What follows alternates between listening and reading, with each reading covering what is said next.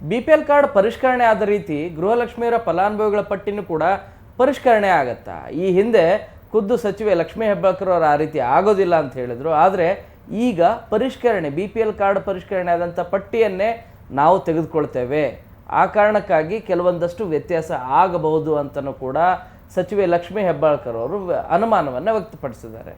ಈ ಮೂಲಕ ಭಯ ಮತ್ತು ಆತಂಕ ಗೃಹಲಕ್ಷ್ಮಿ ಫಲಾನುಭವಿಗಳಿಗೆ ಕಾಡ್ತಾ ಇದೆ. ಈ ಮೂರು ಕಾರಣದಿಂದ, ಒಂದು, ಅವರು ಆದಾಯ ತೆರಿಗೆ ಏನಾದರೂ ಕಟ್ತಾ ಇದ್ದರೆ, ಅವ್ರ ಕುಟುಂಬ ಸದಸ್ಯರು ಯಾರಾದರೂ ಆದಾಯ ತೆರಿಗೆ ಕಟ್ತಾ ಇದ್ದರೆ ಆಗ ಗೃಹಲಕ್ಷ್ಮಿಯವರು ಹೊರಗಡೆ ಇಡುವಂಥ ಕಾರ್ಯ ಆಗುತ್ತೆ. ಇನ್ನು 28 ಲಕ್ಷಕ್ಕಿಂತಲೂ ಕೂಡ ಹೆಚ್ಚು GST ಮೂಲಕ, ಅಂದರೆ ಹಣದ ವ್ಯಾಪಾರ ಏನಾದರೂ ಮಾಡಿದರೆ ಆವಾಗ ಕೂಡ GST ಕಾರಣಕ್ಕಾಗಿ ಅವರನ್ನು ಗೃಹಲಕ್ಷ್ಮಿ ಫಲಾನುಭವಿಗಳ ಪಟ್ಟಿಯಿಂದ ಹೊರಗಡೆ ಇಡುವಂಥ ಕಾರ್ಯ ಆಗತ್ತೆ.